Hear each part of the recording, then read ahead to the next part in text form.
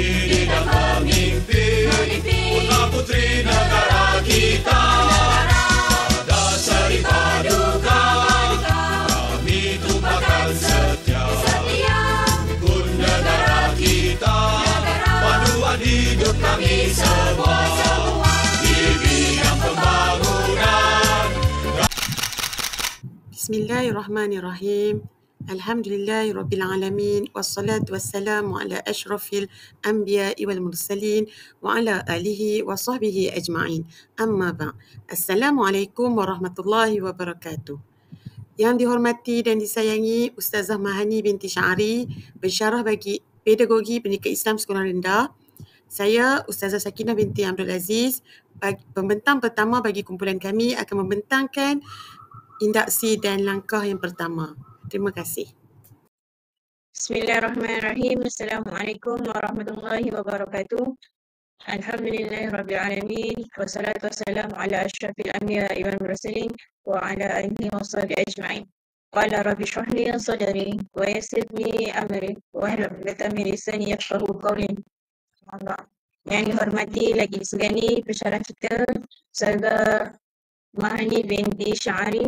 Saya Arifah binti Arifin merupakan pembentang kedua yang akan membentangkan langkah kedua.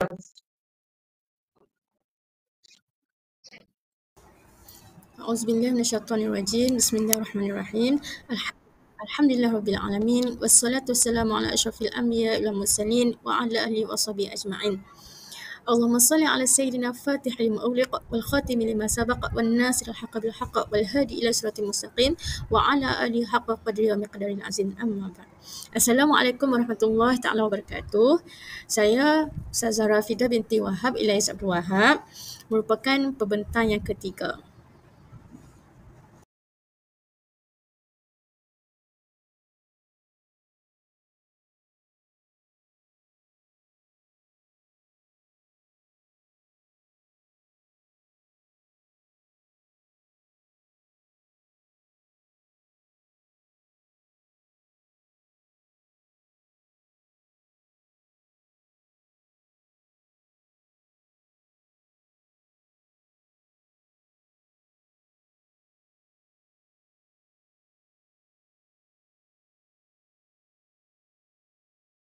Okey, Assalamualaikum warahmatullahi wabarakatuh.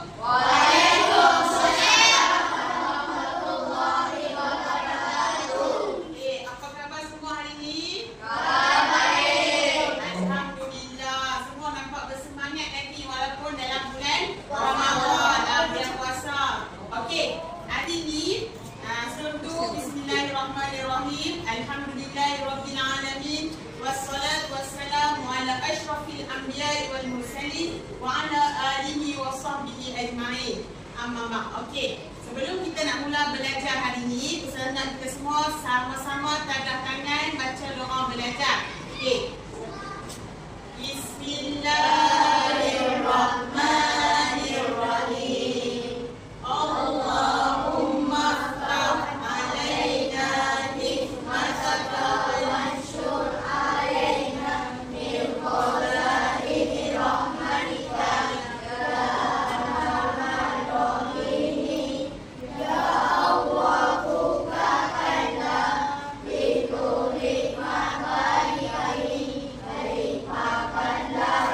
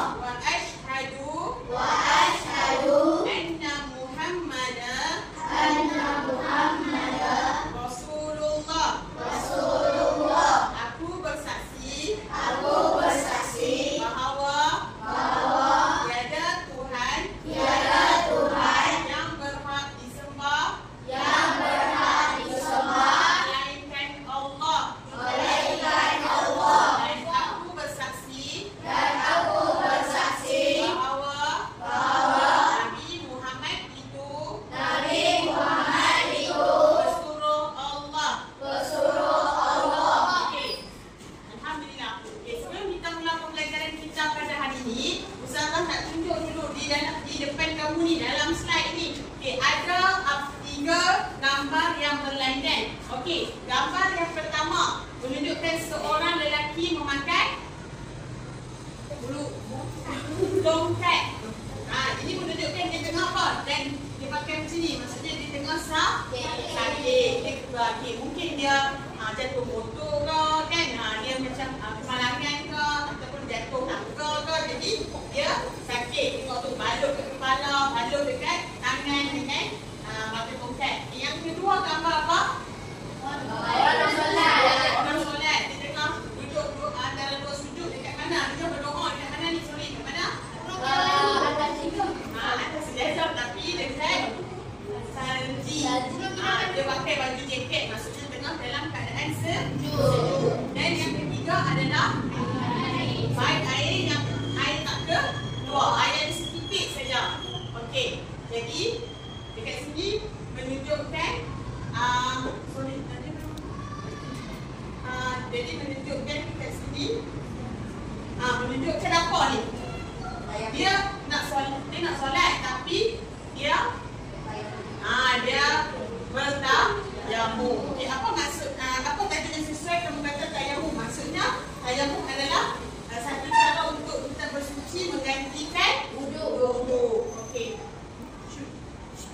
Sebelum kita masuk bab tayamum, kamu dah tengok tiga gambar yang berlainan tadi tu. Setelah itu kamu dah kata itu adalah tayamum. Jadi hari ini pembelajaran edisi kita adalah berkaitan dengan tayamum. Okey, sebelum kita mula tayamum ni, kita tengok dulu apa objektifnya. Okey, objektif pembelajaran tayamum adalah pada akhir pembelajaran murid dapat apa? Pertama, mengetahui alat untuk bertayamum. Okey, yang pertama kamu akan dapat tahu apa alat untuk bertayamum. Yang kedua, mengetahui sebab yang membolehkan bertayamum. Yang kedua, kamu akan dapat tahu sebab-sebab yang kita boleh tayamum.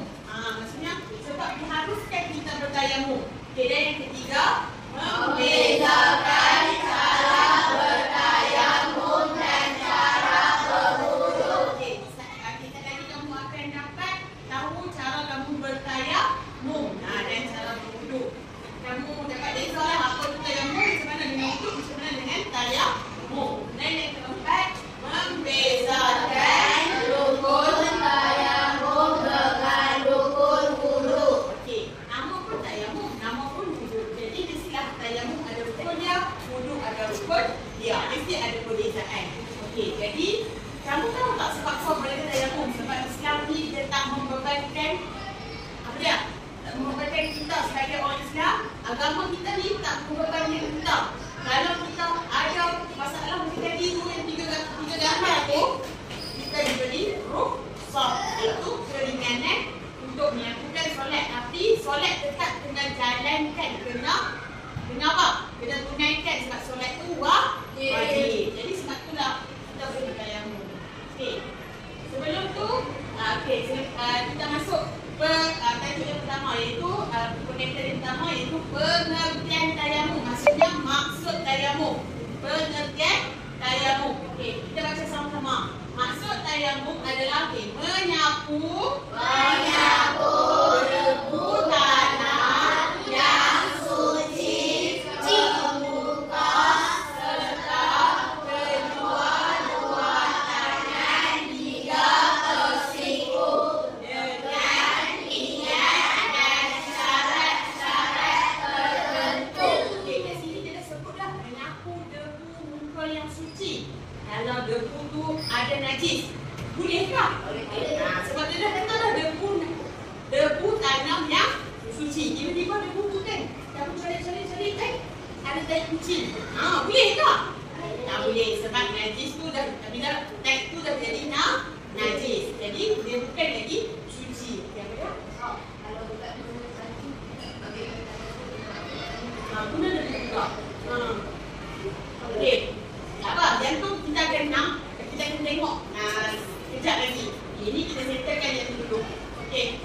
Dan seterusnya, tayamum ni apabila Allah dah tolong kita, bila tak ada air, bila kita sakit, kita ada rukhsah, iaitu keringanan untuk kita solat, istilah Allah dah bagikan dalil. Nak kata kata wajibnya kita bertayamum. Okey, dalil dia sama-sama kita baca. Firman Allah Subhanahu Wa Taala dalam surah Al-Maidah, surah Al-Maidah. Okey, falam tajidu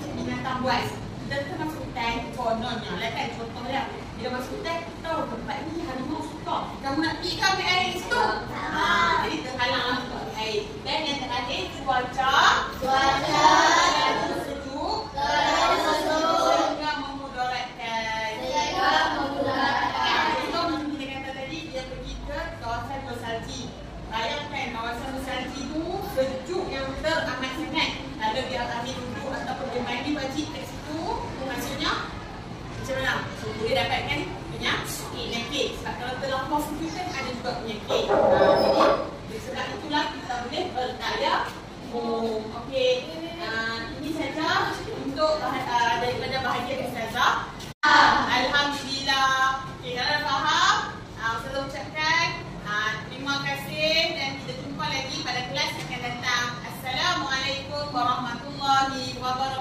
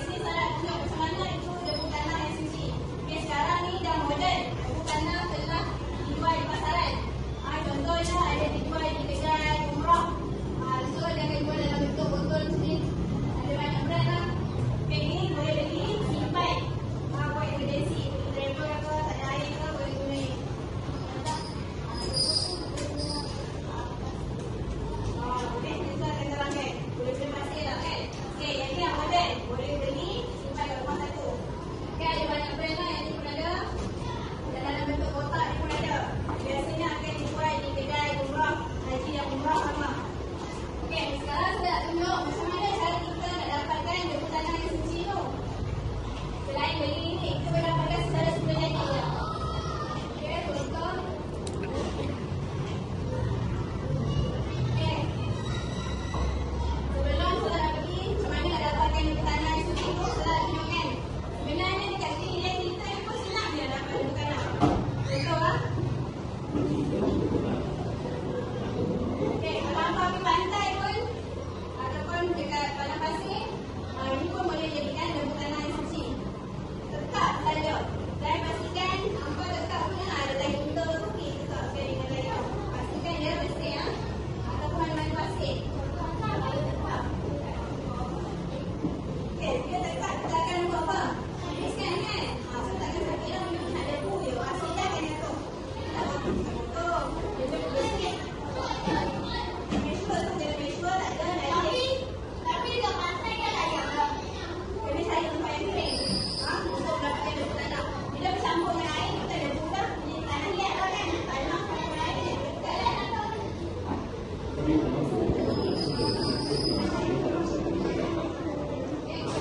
Okey, dekat dinding pun boleh. Kita dinding ni pun boleh dapatkan debu.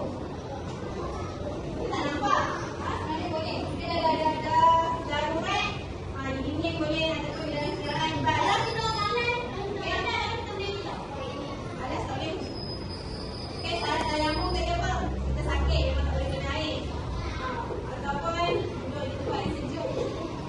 Okey, ada sebab-sebab boleh kena nyambung tu. Bukan memang suka air ada, dia bukan nyambung. Okey, dekat dinding, dan dekat dinding. Ataupun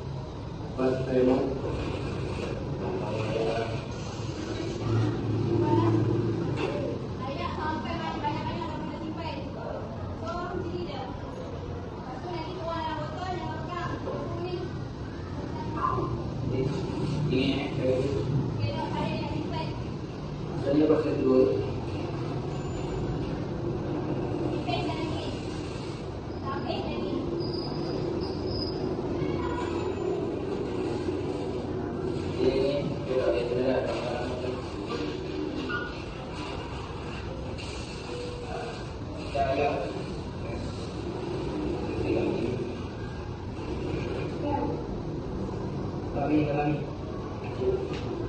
dua kan.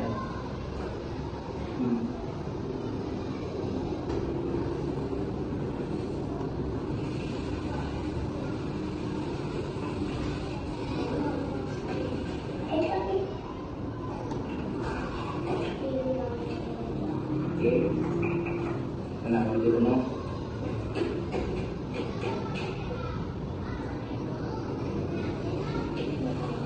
Oh, sampai ke bawah. Ada lebih.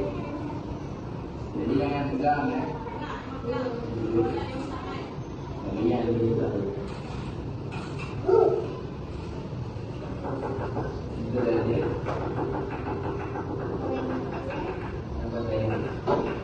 Ini tadi beli kat bawah ni.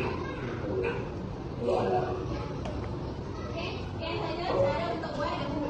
So kalau tak nak buat ini boleh buat sendiri. Okey, sekarang dah faham dah debu tanah tu sebenarnya.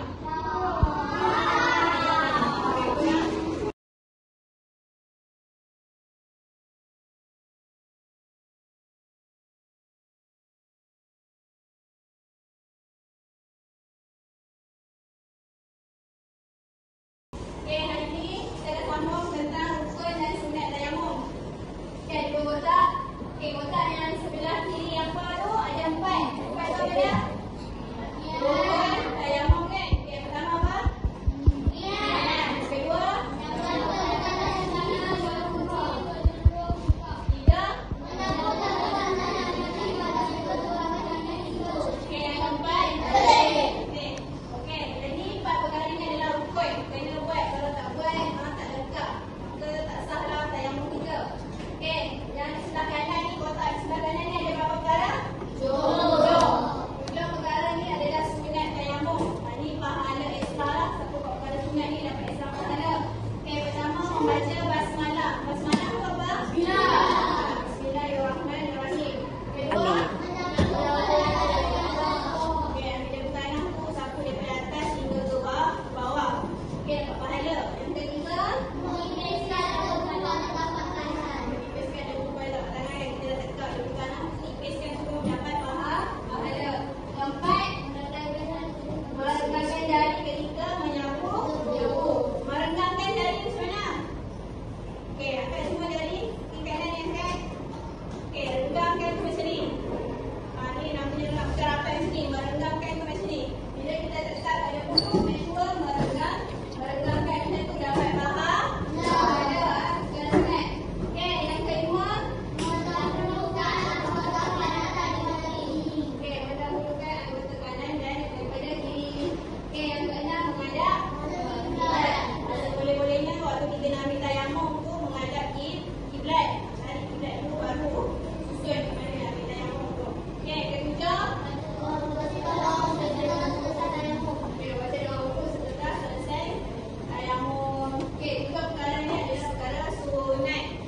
Okey, perkara sunat tayamum. Yang empat ni perkara rukun. Empat je perkara rukun. Senang dia ingat.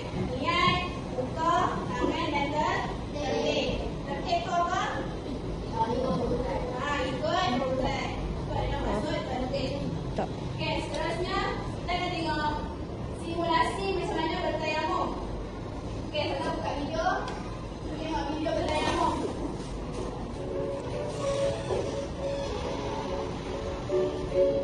Okey, simulasi ni adalah menggunakan debu. Okey, kalau boleh, waktu tayamum tu kita sebenarnya jangan guna debu tanah. Ataupun contoh dalam bas, perjalanan kita jauh, pergi musafir selama 12 jam dalam bas. Tak jumpa RNR, tak ada RNR. Dah masuk waktu solat. Jadinya kita boleh guna debu yang ada dalam bas tu. Kat kerusi simpan juga tu, tekak kat depan tu, kerusi tu. Make sure tak ada lah tak cicak ke apa kan. Pastikan debu tanah tu suci. Jangan tekak dekat tempat kerusi simpan tu ada tak cicak tu. Tak sah lah. Okey, dan ni adalah gambaran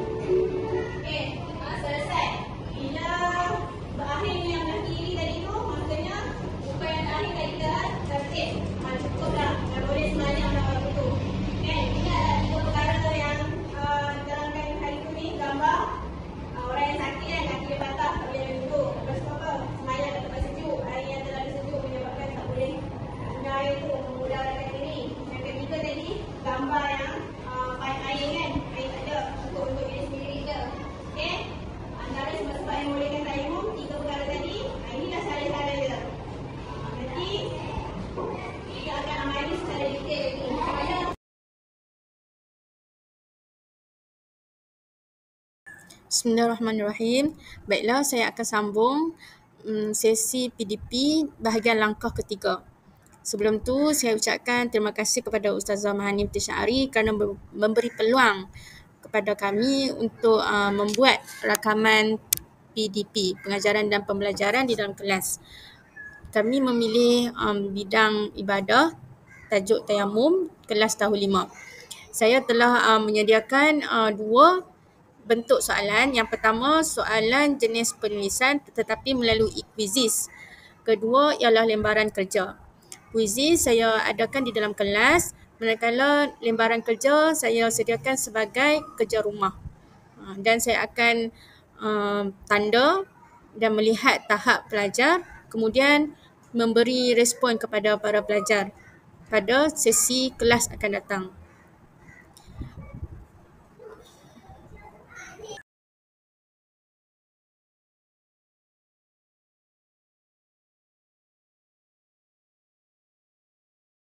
Sambung seterusnya pelajaran kita pada hari ini tajuk tayamum. Okey. Tadi kamu dah tengok dah video cara-cara untuk tayamum. Sekarang ni saya nak kamu buat aplikasi. Tunjukkan cara macam mana tayamum. Okey, sekarang semua berdiri. Okey. Buat letakkan kedua-dua tangan kamu ke atas kertas. Macam ni. Atas kertas yang ada satu letak bedak tadi tu. Okey, yang mana yang kongsi dengan kawan, lepas kawan letak, kamu pula letak. Okey, yang dah letak bedak tu angkat macam ni. Yang kawan tak letak lagi. Okey, kan satu suruh kongsi tadi. Okey. Lepas tu, okey, yang pertama cara tayamum tadi apa? Niat.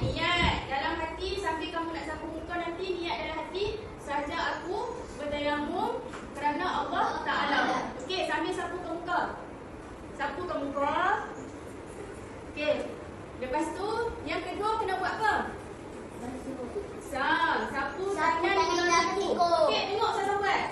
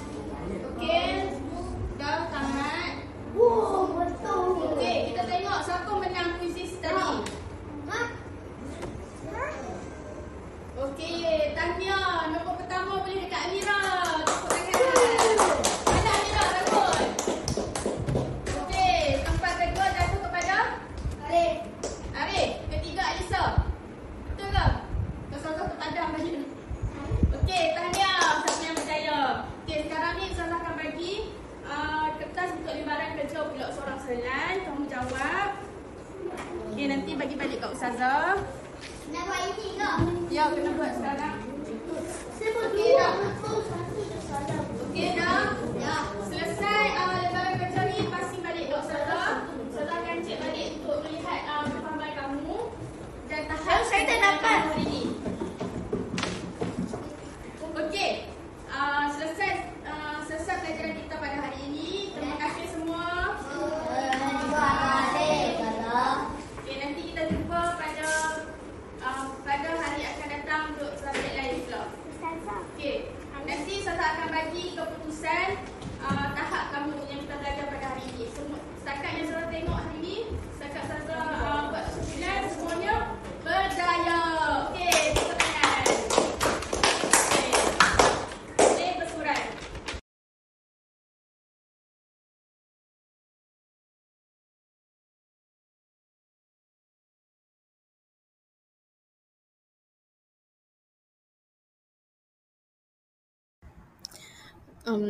Setelah selesai pembentangan rakaman PDP saya pada hari ini, saya dapati selepas menanda lembaran kerja para pelajar, seramai 10 orang pelajar berjaya memahami, dapat mengaplikasikan semua ilmu dan membimbing kawan-kawan yang mana saya telah meminta mereka untuk demonstrasi tayamum menggunakan bedak tadi secara berpasangan, dan ada yang berkumpulan, yang mana yang pelajar yang murid turus sebagai ketua kumpulan menunjukkan cara kepada para pelajar yang lain. Kemudian hasil daripada lembaran kerja tadi, yang mana saya katakan tadi 10 orang berjaya mencapai tahap kefahaman yang tinggi. Cuma dalam 3 orang pelajar tidak ingat dan tidak mampulah untuk mengikut tertib tayamum. Saya akan memberikan lembaran kerja yang lain untuk para pelajar tersebut sebagai intervensi lah untuk meneruskan latihan. Kemudian saya juga dapati 5 orang pelajar pada tahap 4 dan 5 yang mana mereka boleh melakukan berdikari sendiri, cuma kurang yakinlah untuk membantu rakan-rakan lain. Baiklah, rasanya pembelajaran PDP bidang ibadah ini, tajuk tayamum, berjaya kami rakam dan sembahkan pada para pelajar. Akhirnya memberi faedah kepada para guru lain untuk jadikan sebagai contoh dan rujukan. Kami juga telah merujuk PDP ini dengan DSKP tahun 5 dan telah membuat RPH, Rancangan Perancangan Belajar Harian, RPH, Rancangan Pelajaran Harian, untuk memudahkan pengajaran dan pembelajaran PDP semasa dalam kelas. Tujuan kami melakukan pentaksiran yang mana saya telah lakukan penulisan adalah untuk menilai tahap para pelajar dan juga untuk membantu para guru mencari solusi yang mana yang terbaik lah untuk laksanakan dan kawal dalam kelas dan rancang pelajaran dengan tepat supaya para pelajar mencapai objektif apa yang ingin disampaikan oleh guru. Selain itu, rakan saya juga telah membentangkan set induksi yang dengan stimulus rangsangan gambar yang sangat menarik supaya para pelajar mampu berfikir abad 21 dan kebat, kemahiran abad berfikir aras tinggi lah. Selepas itu, kawan saya juga telah membentangkan video untuk menunjukkan cara-cara bertayamum dan menarik minat para pelajar supaya tidak mengantuk, rasa bosan.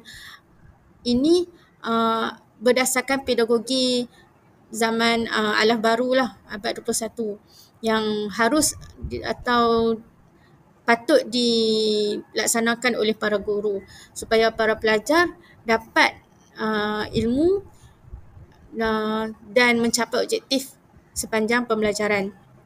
Selain itu, para guru juga perlu meningkatkan lagi kemahiran untuk terus mengintegrasikan teknologi dalam penyampaian PDP supaya lebih cemerlang. Setakat itu saja pada kumpulan kami.